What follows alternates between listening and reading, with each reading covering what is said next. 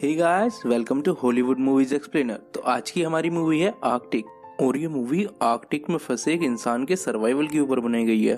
तो आज की इस एक्सप्लेनेशन को स्टार्ट करने से पहले मैं आपको आर्कटिक के बारे में कुछ जानकारी देना चाहूंगा। दोस्तों, आर्कटिक का मौसम साउथ एशिया जैसा बिल्कुल भी नहीं होता, बल्कि वहाँ पर तो गर्मियों में पूरे दिन सूरज निकला रहता है और सर्दियों में सूरज निकलता ही नहीं है। और दोस्तों, आर्कटिक का तापमान इतना कम रहता है कि वहाँ पे हर समय बर्फ जमी रहती है और कभी कभी तो उसका तापमान -40 डिग्री तक भी चला जाता है। और आज तक का वहाँ का रिकॉर्ड किया हुआ तापमान -68 डिग्री है। अब दोस्तों, इस टेम्परेचर पर बहुत ही कम जीव है जो वहाँ पर सरवाइव कर सकते हैं। अब दोस्तों, आज की हमारी कहानी में एक एच ओवरगार्ड नाम का इंसान होता है जो किसी वजह से अपना प्लेन क्रैश होने के बाद आर्कटिक पर फंस जाता है। अब दोस्तों, उसको इस बारे में बिल्कुल भी जानकारी नहीं होती कि वो आर्कटिक में किस जगह फंसा हुआ है और उसे यहाँ से निकलने के लिए किस डायरेक्शन में जाना पड़ेगा। और दोस्तों, वो वहाँ से बाहर निकलने की कई बार कोशिश भी करता है, पर रास्ता न मिलने पर वो वापस आ जाता। अब यहाँ पर एच ओवरगार्ड के एरोप्लेन को क्रैश हुए काफी दिन हो चुके हैं और वो अभी तक यहाँ पर किसी तरह से जिंदा होता है। वो वहाँ की जानलेवा ठंड से बचने के लिए अपने प्लेन में ही रहना स्टार्ट कर देता है। अब वो वहाँ पर खाने के लिए मछलियाँ पकड़ना स्टार्ट कर देता है और अपने आसपास के एरिया का एक कागज पर मैप बनाने लगता है। और इसके बाद वो वहाँ पर मौजूद सबसे ऊंची चोटी पर जाकर अपना रेडियो बीकन चलाकर किसी को संदेश भेजने की कोशिश करता है। दरअसल वो उस रेडियो बीकन से एक इमरजेंसी संदेश भेजने की कोशिश करता था ताकि अगर कोई उस इमरजेंसी संदेश को सुन ले तो उसको बचाने के लिए यहाँ पर आ जाए। अब दोस्तों, ये उसका रूटीन बन चुका था और उसे यहाँ पर फंसे हुए काफी दिन हो चुके थे। अब वो हर दिन सुबह सुबह मछली पकड़ने के लिए निकलता। जितनी मछलियां उसको खानी होती थी उतनी वो खा लेता था और बाकी को स्टोर कर कर एक बॉक्स में वहीं पर बर्फ के नीचे रख देता था। और फिर वो उसके बाद उस जगह का मैप बनाता और फिर वहाँ की एक पहाड़ी पर जाकर अपने बीकन से इमरजेंसी संदेश भेजता। अब एक दिन वो रोज की तरह मछलियां पकड़ने निकलता है। तभी वो देखता है कि किसी ने उसके स्टोर बॉक्स को खोलकर उसमें से सारी मछलियां खा ली हैं। अब वो आसपास देखता है तो उसे पास ही में एक जानवर के पैरों के निशान दिखाई देते हैं। तभी वो डर कर अपने प्लेन में घुस जाता है। अब वो थोड़ा टाइम वहीं रहता है, फिर उसके बाद वो वापस बाहर आता है और अपने रेडियो बीकन से इमरजेंसी संदेश भेजता है। तभी वो वहाँ पर मौजूद एक पोलर बियर को देखता है। वो पोलर बियर उससे काफी दूर होता है, पर फिर भी पोलर बियर उसको नोटिस कर लेता है। पर वो पोलर बियर वापस नहीं आता और अपने रास्ते पर चलता रहता है। अब दोस्तों, ओवरगार्ड ये बात जानकर काफी घबरा जाता है कि उसके आसपास एक पोलर बियर है, क्योंकि पोलर बियर एक काफी ताकतवर जानवर होते हैं और ये दुनिया के सबसे बड़े भालू होते हैं जो कि बर्फीले इलाकों में रहते हैं। अब वो दोबारा अपने बीकन पर जाकर वहाँ से इमरजेंसी सिग्नल भेजता है। अब दोस्तों, इस बार उसके बीकन में ग्रीन लाइट जलती है, जिसका मतलब होता है कि किसी ने उसका सिग्नल रिसीव कर लिया है। अब वो अपने बीकन को और तेज घुमाने लगता है। तभी उसको वहाँ पर एक हेलीकॉप्टर की आवाज सुनाई देती है और वो तेज तेज चिल्लाने लगता है कि हे, मैं यहाँ पर हूँ, मुझे बचाओ। और वो हेलीकॉप्टर उस आंधी की वजह से बेकाबू हो जाता है और वहाँ पर क्रैश कर जाता है। अब दोस्तों, ओवरगार्ड को जो हेलीकॉप्टर यहाँ पर बचाने आया होता है वो खुद ही क्रैश हो जाता है। अब इसके बाद ओवरगार्ड उस हेलीकॉप्टर की तरफ भागकर जाता है और वो देखता है कि उसके अंदर मौजूद पायलट की मौत हो चुकी होती है। पर उस प्लेन के अंदर एक लड़की भी होती है जो वहाँ पर जिंदा होती है, पर उसके काफी चोटें आई होती हैं और वो काफी जख्मी हो गई होती है। अब ओवरगार्ड उस लड़की को हेलीकॉप्टर से निकालकर अपने प्लेन में ले जाता है, लेकिन वो लड़की काफी जख्मी हो गई होती है और बेहोशी की हालत में होती है। अब अपने प्लेन में लाने के बाद ओवरगार्ड उस लड़की की अच्छे से केयर करता है और उसका इलाज करता है। और फिर वो थोड़ी देर के बाद उसके हेलीकॉप्टर पर वापस जाता है और वहाँ पर जरूरत का सामान ढूंढता है और उसको वहाँ पर खाने के लिए कुछ नूडल्स और एक गैस स्टोव मिलता है। वहाँ पर उसको कुछ मेडिकल इक्विपमेंट भी मिलते हैं और आर्कटिक के पूरे एरिया का मैप भी मिलता है। अब उसको उस हेलीकॉप्टर के अंदर एक स्लेज ट्रॉली भी मिलती है, जिसकी हेल्प से वो सामान को बर्फ के ऊपर काफी आराम से इधर से उधर ले जा सकता था। अब वो अपने प्लेन में वापस आता है और उस गैस स्टोव पर एक मछली पकाता है। वो उसमें कुछ नूडल्स भी मिला देता है और वो काफी दिनों बाद कुछ गर्म चीज खाता है। अब वो फिश और नूडल्स उस लड़की को खिलाने की कोशिश करता है, लेकिन अभी भी उस लड़की की हालत काफी खराब होती है और अभी भी वो बेहोशी की हालत में ही होती है। उसकी हालत इतनी खराब होती है कि वो कुछ बोल भी नहीं पा रही होती है। ओवरगार्ड को उस लड़की के पास से एक फोटो मिला होता है, जिससे उसे पता चल जाता है कि वो जो हेलीकॉप्टर का पायलट मरा होता है वो उस लड़की का पति होता है। अब वो लड़की बेहोश होती है, पर ओवरगार्ड उससे कहता है कि तुम चिंता मत करो, तुम्हें बचाने के लिए यहाँ पर कल या परसों तक कोई ना कोई जरूर आएगा। अब अगले दिन से ओवरगार्ड फिर से अपना रूटीन चालू करता। वो सुबह मछली पकड़ने जाता और वापस आकर उस लड़की का इलाज करता।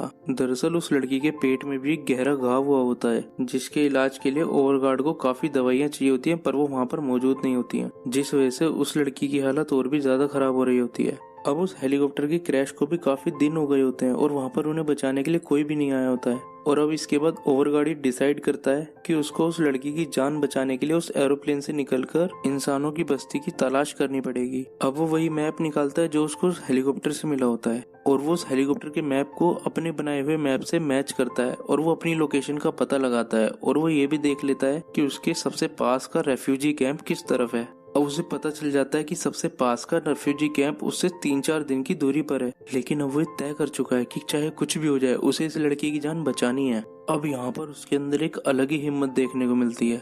अब वो कई सारे मछली के जाले लगाता है और काफी सारी मछली पकड़ता है जिन्हें वो रास्ते में खा सके और एक खाली कैन में पानी भर लेता है। अब वो अपना सारा सामान उस स्लेज ट्रॉली पर लगता है और उस लड़की को भी स्लेज ट्रॉली पर लिटाता है और उस प्लेन को छोड़कर वहाँ से निकल पड़ता है। अब ओवरगार्ड जाते जाते उस हेलीकॉप्टर के ऊपर भी लिख देता है कि अभी भी 2 लोग जिंदा हैं और वो नॉर्थ के बेस की ओर गए हैं। अब ओवरगार्ड पूरे दिन उस स्लेज को खींचता और शाम होने पर एक गर्म जगह ढूंढकर वहाँ पर आराम करता और वो उस गैस स्टोव पर मछलियाँ पकाकर खाता और उस लड़की को भी खिलाता और उसके बाद वो वहाँ पर थोड़ा सो भी लेता था। और उस सीजन में आर्कटिक में 24 घंटे रोशनी ही रहती थी। अब जब वो सोकर उठता था तो उसके बाद वो फिर से बेस की ओर निकल पड़ता था। अब दूसरे दिन उसके रास्ते में एक पहाड़ आता है जिसके बारे में उस मैप पर भी कोई इंडिकेशन नहीं होती है। अब ओवरगार्ड पहले अपने सारे सामान को ऊपर लेकर जाता है और फिर वो उसके बाद उस लड़की को ऊपर खींचने की कोशिश करता है, पर वो काफी कोशिश करने के बाद भी उस लड़की को ऊपर नहीं खींच पाता है। अब वो उस पहाड़ के पार देखता है तो उसे पता चलता है कि इस पहाड़ के पार एकदम स्मूथ रास्ता है,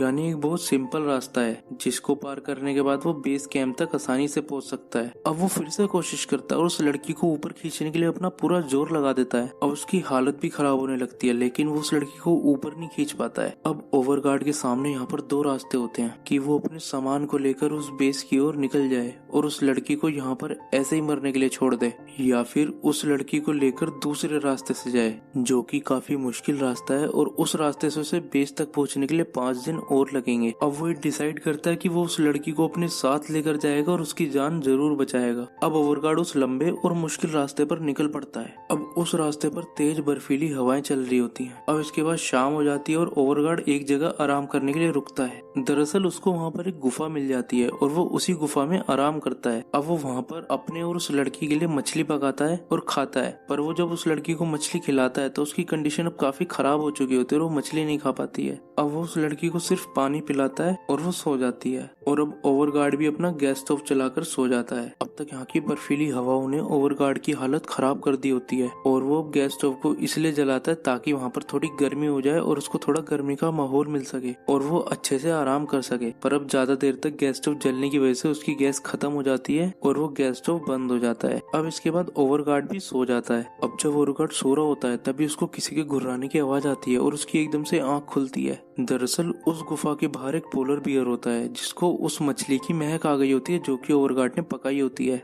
और वो अब सूंघकर उस मछली को ढूंढ रहा होता है। अब ओवरगार्ड वहाँ पर एकदम शांत हो जाता है ताकि उस भालू को उनकी आवाज ना आए और वो उनको ढूंढ ना पाए, पर तभी वो लड़की खास देती है और वो भालू उन पर हमला कर देता है। अब उस गुफा के अंदर आने का रास्ता काफी छोटा होता है और वो भालू उसके अंदर घुस नहीं पाता, लेकिन वो भालू उस गुफा के अंदर घुसने की और उन दोनों को मारने की पूरी कोशिश करता है। अब वो भालू उस गुफा के मुंह को खोदने लगता है और चौड़ा करने लगता है। अब यहाँ पर ओवरगार्ड की हालत खराब हो जाती है और वो अपने पास मौजूद बर्फ की कुल्हाड़ी से उसको डराकर भगाने की कोशिश करने लगता है, लेकिन उस चीज का भालू पर कोई भी असर नहीं होता। अब यहाँ पर ओवरगार्ड के पास एक फ्लेयर होती है और वो जलाकर उसको भालू के मुंह की तरफ कर देता है और उसमें से निकली आग की चिंगारी से भालू डरकर भाग जाता है। अब इसके थोड़ी देर बाद ओवरगार्ड अपनी जर्नी फिर से स्टार्ट करता है। अब जब वो स्लेज को खींच रहा होता है तभी वहाँ पर काफी तेज बर्फीली हवाएं चलने लगती हैं और वो उस बर्फीली हवाओं से बचने के लिए वहीं पर आराम करने लगता है। वो उस स्लेज को एक दीवार की तरह रख देता है और उन हवाओं से बचने की कोशिश करता है और वो उस लड़की के साथ ही स्लीपिंग बैग के अंदर सो जाता है। अब यहाँ पे ओवरगार्ड की हालत खराब हो गई होती है क्योंकि यहाँ पर काफी तेज हवाएं चलने की वजह से उसे ठंड लग रही होती है और उसे ऐसा महसूस होने लगता है कि वो धीरे धीरे जम रहा है। अब उसके पास पीने का सारा पानी भी खत्म हो चुका है क्योंकि वो इस मौसम में जम चुका है। उसने अपने हाथों में काफी मोटे मोटे ग्लव्स पहन रखे होते हैं और उसके बावजूद भी उसकी उंगलियां जमने लगती है, लेकिन अब वो आंधी रुकने के बाद फिर से निकल पड़ता है। अब इसके बाद वो एक जगह रुकता है और अपने कपड़े को जला देता है और वो उस आग के ऊपर थोड़ा पानी पिघला कर पीता है और वो थोड़ा पानी उस लड़की को भी पिलाता है। अब उस लड़की की हालत और भी ज्यादा खराब होती है अब ओवरगार्ड को लगता है कि वो उस लड़की को बचा नहीं पाएगा और उस लड़की के बचने की कोई भी उम्मीद नहीं है। अब इसके बाद ओवरगार्ड ये डिसाइड करता है कि वो उस लड़की को यहीं छोड़ देगा और यहाँ से निकलकर अपनी जान बचाएगा। अब वो यहाँ से अकेला ही निकलता है और थोड़ी दूर आगे चलकर एक गड्ढे में गिर जाता है। अब उस गड्ढे में गिरने की वजह से उसके पैर में काफी चोट लगती है और एक गहरा घाव हो जाता है। अब वो किसी तरह काफी मेहनत करके उस गड्ढे से बाहर निकलता है और वापस उस लड़की के पास जाता है। अब उस लड़की की हालत थोड़ी सी ठीक हो गई होती है और वो ओवरगार्ड से हेलो कहती है।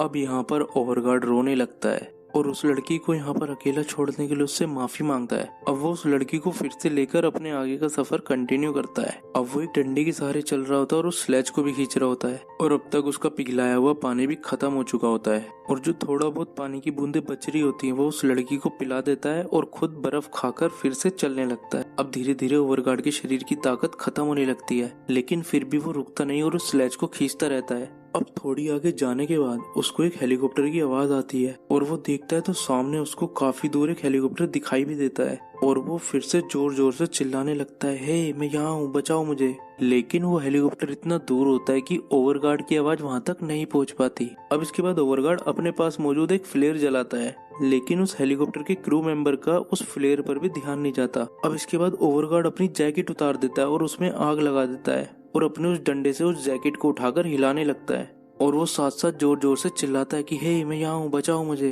अब ओवरगार्ड को ऐसा लगने लगता है कि वो क्रू मेंबर उसको देख नहीं पा रहे हैं और इसके बाद वो देखता है कि वो हेलीकॉप्टर वहाँ से उड़ता है और उस पहाड़ के पीछे की तरफ चला जाता है और अब वो दिखना भी बंद हो जाता है। अब यहाँ पर ओवरगार्ड हार मान चुका होता है और वो उस लड़की के बगल में लेट जाता है और वो उस लड़की का हाथ अपने हाथ में पकड़ता है और उस लड़की से कहता है इट्स ओके और जो भी उसकी किस्मत में लिखा होता है उसका इंतजार करने लगता है। अब इसके बाद ही हमें दिखाया जाता है कि वो हेलीकॉप्टर वापस आता है और उनके पीछे लैंड कर जाता है और दोस्तों ये मूवी यहीं पर खत्म हो जाती है। दोस्तों इस मूवी को देखकर हमें इतना तो पता चलता है कि दुनिया में कुछ भी नामुमकिन नहीं है। अगर तुम्हारा कोई लक्ष्य है तुम उसकी तरफ चलो, आगे बढ़ो और तब तक मत रुको जब तक तुम उस लक्ष्य को अचीव ना कर लो। अगर तुम्हारे अंदर विश्वास है तो तुम कुछ भी कर सकते हो, तुम्हारे लिए कुछ भी नामुमकिन नहीं है।